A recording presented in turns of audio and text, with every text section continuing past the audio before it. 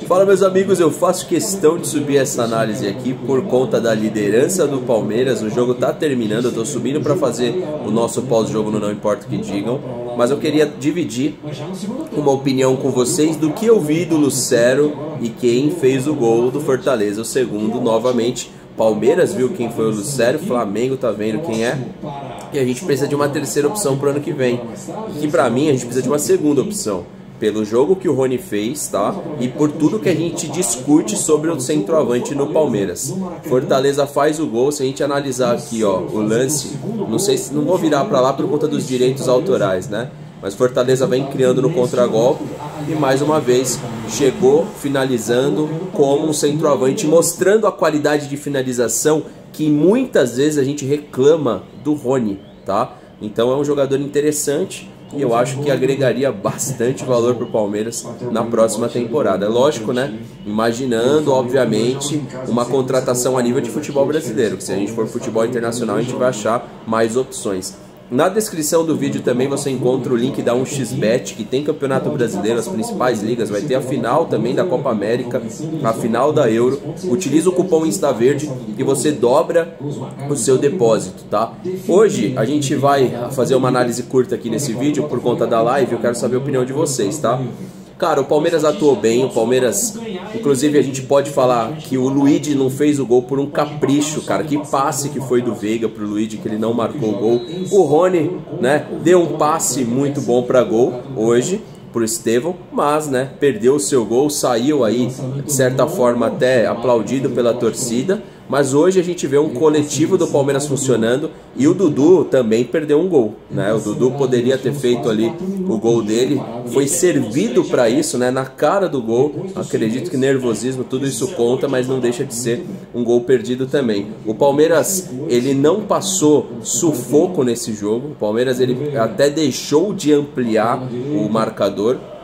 E o que conta e que soma muito pra gente hoje é pegar a liderança da competição, porque o Palmeiras sabia da dificuldade desse período de Copa América e os jogos mais difíceis vêm agora. A gente tem uma sequência contra o Fluminense, nós temos aí, aliás, Botafogo, Cruzeiro, Fluminense e aí depois o retorno já contra o Vitória. Lembrando também que é uma sequência mais difícil porque agora a gente tem 2 jogos fora de casa.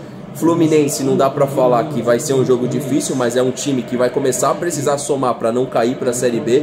Então, obviamente, a gente conhece esse contexto do lado de cá, né, de ter enfrentado um Fluminense bem, a gente mal, e agora o contexto inverte, né, o Palmeiras bem e o Fluminense mal. Mas queria saber a opinião de vocês num todo do jogo, tá? O que vocês acharam das modificações, da forma como o Palmeiras atuou. Agora a gente descansa e volta contra o Botafogo num jogo importantíssimo, tá?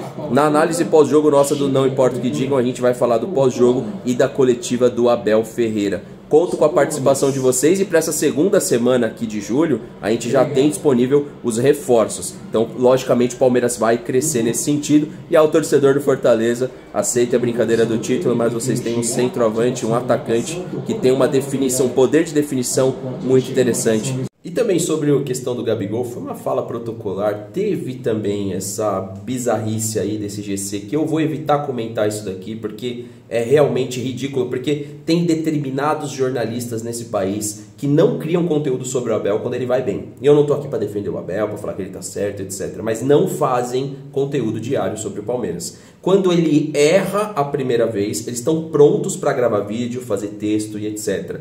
Isso daqui é um absurdo. Um absurdo. Caralho, lê esse bagulho, lê aí, lê. Não leia. Só não leia em voz alta.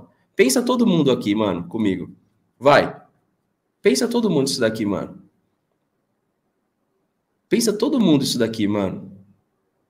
Os caras, ó, já que é pra falar, vamos falar real, vai. Essa emissora, ela defende, por exemplo, que numa final de Supercopa, eu vou falar do jeito que eu posso aqui, porque eu já aprendi com 10 anos de comunicação quais são os limites da comunicação no Brasil. Porque tem gente que acha que não existe, mas existe um limite. Eles podem, né? A gente não. Final da Supercopa, a torcida do Palmeiras fez uma festa incrível e foi desrespeitada. Eles desrespeitam o produto futebol o tempo todo. E aí, eles colocam aqui, ó, na matéria, vou fazer a leitura. Abel usa fala xenofóbica ao analisar a atuação do Palmeiras. Isso não é uma equipe de índios. O técnico Abel Ferreira usou uma expressão xenofóbica ao analisar o esquema do Palmeiras em campo durante a vitória sobre o Atlético Goianiense nessa quinta-feira no Allianz Parque pelo Brasileirão. Sabe o que eu percebo, rapaziada? Uma coisa aqui que eu vou falar. Amanhã a gente vai falar sobre isso. A sua felicidade é a infelicidade de muitos. Eu percebo aqui no chat. Hoje o pessoal tava aí falando do meu bigode e tal. Não tinha nada pra falar do Palmeiras, aí procura alguma coisa comigo. Se eu mostro que eu tô muito feliz, alguém quer me derrubar a minha felicidade. O Manga viu hoje lá no grupo, inclusive. Isso é uma coisa. O Abel mostrou hoje tá bem. Aí ele cometeu um deslize. Aí já querem transformar o cara num lixo, num vilão. Aí eles colocam aqui, Aníbal tem uma dinâmica muito boa e por isso queríamos muito esse jogador. A direção não conseguiu trazer quando precisávamos, porque não dava. Foi quando nós conseguimos e ainda bem em uma boa hora que nós trouxemos. Eu diria que ele é o equilíbrio, o pêndulo da nossa equipe, dá confiança para aqueles 4, 5, 6 chegarem à área e ele, como o Vitor Reis hoje, o Gomes, o Rocha, o Mike, puderem equilibrar a equipe e dar a liberdade da frente para atacar, comentou. Por que isso não é uma equipe de índios? Há uma organização e dentro dessa organização a liberdade para eles criarem, para eles se ligarem e há um princípio de jogo que nós temos. Um deles é o equilíbrio. Deixa eu fazer uma pergunta para vocês. Tem alguma equipe de índio na Série A do Brasileiro? Tem alguma equipe de índio na Série B? Há uma organização em alguma equipe de futebol de índios? Então, por que estão linkando a uma fala preconceituosa e tal? Pode falar de uma fala infeliz. Infeliz. É a mesma coisa que eu usar uma expressão de determinada região do Brasil e, de repente, essa região que eu usar não ter um time representativo, organizado, do tamanho do Palmeiras, etc. E a galera achar que tudo que ele falou acima, você vê, tipo assim, ignoram, né? Não vou falar que só deturparam, não. Ignoraram mesmo. Ignoram tudo isso daqui para chegar nesse trecho que ele usou e criar esse GC para vocês. Esse é o futebol brasileiro. Também teve a opinião da bancada sobre o Lucero, então, o torcedor Fortaleza, não fique bravo comigo, mas é um excelente jogador, eu queria ter aqui no Palmeiras, sim, lógico que é um jogador mais experiente, a gente analisou isso. Se liga. O jogador que o Palmeiras busca, né, que é o jogador jovem, ele é o jogador mais experiente. Não sei se entra no conhecedor do futebol brasileiro, mas pelas temporadas aqui, né, 2 temporadas já indo para a terceira, eu acho que entra, né? Ele tá no time ele passou pelo time do Independiente, que a gente trouxe um jogador desse time na época da lista, o Manga que trouxe ele. Ele passou pelo futebol mexicano, ele voltou pro futebol argentino, né? Veio pro Defensa, aí ele cai aqui, né, de valor, porque ele chegou a ter um valor melhor de mercado, né? E aí ele vai pro Vélez, do Vélez Colo-Colo, do Colo-Colo ele vem pro Fortaleza. Seria para o Palmeiras uma contratação? Ele pode ser um novo Cano aí no futebol brasileiro? Pode.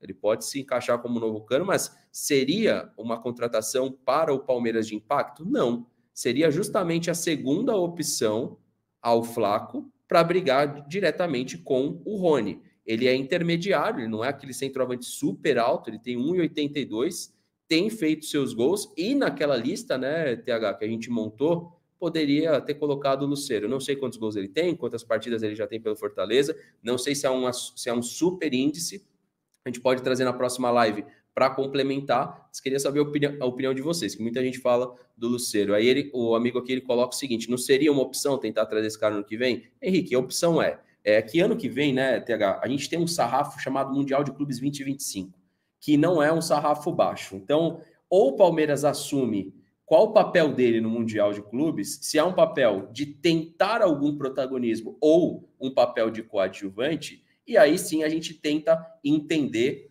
qual que vai ser a estratégia do Palmeiras no mercado de transferências. Se tentar um papel de protagonismo, eu acho que tem que pensar no jogador de um nível mais alto. Agora, dentro do nível Brasil, se colocar aí para boa parte do torcedor hoje palmeirense, Lucero e Rony, eu acho que o Lucero como centroavante ganha na opção do torcedor do futebol, não vou falar do palmeirense do Fortaleza, né? Eu falo assim, quem acompanha futebol, TH, acho que como centroavante ele é à frente do Rony, na sua opinião, acho que a maioria vai achar que sim.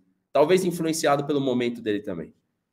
Então, ele é um definidor, né? Antes mesmo dele fazer esse gol, ele tentou uma chapada que passou bem perto do gol do Rossi. Ele é um centroavante nato, assim, na questão de faro de gol, tem qualidade, né? Mas é aquele jogador que vai ao contrário do Rony, até pela estatura. É um jogador que tem mobilidade, né? Mas sem essa intensidade que o Rony entrega. Mas são 6 gols nos últimos 6 jogos, né? Fazendo gol aí, como você falou, dois golaços contra o Palmeiras. Um gol importante aí contra o Flamengo. Ele tem 87 gols nos últimos... Ou melhor, ele tem 45 gols em 104 jogos pelo Fortaleza, né? É a segunda temporada dele só pelo Fortaleza. Ele tá Então, indo para desculpa. Repete quantos jogos?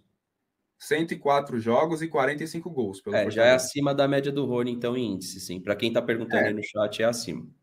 Só que tem aquele detalhe também, né? Assim, que pega um pouco, que é a questão do estadual, né? Campeonato Cearense e tal, mas enfim, são níveis abaixo, né? Campeonato Cearense, Sul-Americana, Copa do Nordeste, mas gol é gol, e esses são os números dele. E ele tem 87 gols nas últimas 4 temporadas. É um centroavante interessante.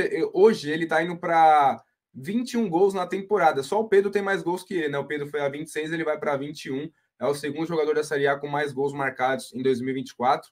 É um jogador interessante. Ele agora até assumiu a cobrança de pênalti, né? Então os números dele vão aumentar em questão de gols. Ele fez o gol de pênalti contra o Fluminense, mesmo com o Pikachu estando em campo. Mas, enfim, é um jogador interessante. Mas é aquilo que você falou, não atende uma grande expectativa, né, de chegar um 9 no Palmeiras. Ano passado você falou muito em Lutero e o Mastriani, né? Eu até preferia o Mastriani até então, na última temporada. Mas seria um jogador interessante, como você falou. Acho que faz muito sentido ser um novo Cano, né? Um achado, um goleador assim. Mas não seria esse centroavante que a gente tanto espera há um bom tempo. Mas seria uma boa peça ali. Mas acho que até inviável. O Fortaleza também não abriria a mão dele, não. E o Gabigol que voltou a campo, né, contra o Fortaleza, chegou a marcar, obviamente, impedido, e deu uma resposta protocolar sobre o destino dele na próxima temporada, deixou o futuro em aberto até o final do ano, né, não cravou permanência, tampouco saída do Flamengo. Vamos lá, deixa eu colocar aqui para vocês. Tem o contrato com o Flamengo, não é dessa foto do contexto das redes sociais dele, tá? Só a fala aí de saída de campo. Tem o contrato com o Flamengo até dezembro, como todos sabem, vou ficar até dezembro, e aí temos tempo para conversar sobre isso com o Flamengo e outros times. Isso está em aberto, mas é mais com meu pai e meu empresário. Meu foco mesmo é jogar, criar ritmo de jogo novamente e quem sabe ter uma sequência. É o que eu venho buscando para ajudar o Flamengo. Ou seja, Flamengo, ano político, quem vai decidir o futuro do Gabigol, tá? É o próximo presidente do Flamengo. Se ele vai entender que o Gabigol valorizou até lá e tancar um contrato de 2, 3, 4 anos, ou se o Gabigol vai ficar livre. No contexto dele livre, o Palmeiras está na frente para trazer. No contexto de um novo presidente, que eu nem sei quem é, que vai substituir o Landim, aí eu já não sei como que vai pesar, né? Hoje, por exemplo, ele marcou um gol impedido. Eu acho que isso dá uma elevadinha na moral dele. Se ele começar a fazer gol, ele vai acabar ficando no Flamengo, que é mais confortável para ele. Agora, se ele continuar numa baixa, o futuro para ele no Flamengo fica incerto no final da temporada, TH. É isso mesmo. E aquilo que a gente comentou, né? Por exemplo, se não anulasse o gol, se ele tivesse em condições, ali a forma como que ele comemorou, ele entrou melhor, muito melhor do que vinha jogando nas últimas partidas, já mudaria totalmente, né, o time ali da torcida com ele, enfim, da diretoria. Aí tem esse detalhe, o Palmeiras tem que ser inteligente, ser orgulhoso também, né, querer assinar logo um pré-contrato para não ficar nessa novela, no leilão mais para frente, porque o Flamengo, como você falou, tá na frente, porque pode simplesmente pegar e renovar, manter, vai trocar de direção, de presidente, e pode querer não ser o presidente que vai liberar o jogador para um outro clube. Tem todas essas questões, né? E o Palmeiras que tem que se colocar em primeiro lugar, ver se é possível assinar um pré-contrato. Ele claramente não quer sair mal, né? Porque, de fato, se ele sai hoje do Flamengo, sairia muito mal, com uma impressão muito negativa, e seria ruim para ele, né? Com essa identificação que ele tem com a torcida. Pegaria muito mal, de fato. Ele saindo no final da temporada já é outra situação, mas o Palmeiras tem que ser inteligente. Se não for com o Gabigol, tenta um outro centroavante, que não dá para ficar parado quanto a isso e depender, né? Ficar, vamos ver até dezembro, então, aí você decide. Não pode deixar na mão do jogador, né? Citam aí que teria dado um ultimato, uma data X para ele dar uma resposta ou não, só que está em perigo até dezembro muita coisa pode acontecer, o Gabigol pode ter mais oportunidade de jogar, fazer gols e tal, e o Flamengo querer renovar. Então, essa é a minha opinião. Bom, rapaziada, deixa o like se curtiu o vídeo, se inscreve aqui no canal. Tô subindo na madruga, você que assistiu de manhã, comenta aqui embaixo também que horas que chegou a notificação para você. Lembrando também, tá, que até o momento o Abel não respondeu absolutamente nada, acho que nem deve, para ser sincero, a respeito aí da questão da acusação e da colocação da matéria da Globo. Queria saber a sua opinião, mas para mim, como falei na transmissão ao vivo, eu, no lugar do Abel, segue em frente, precisa dar resposta nenhuma no meu ponto de vista. Queria saber a sua opinião. Compartilhe aqui o nosso vídeo, veja nossas lives aí no Não Importa o Que Digam. Tamo junto, até a próxima e valeu!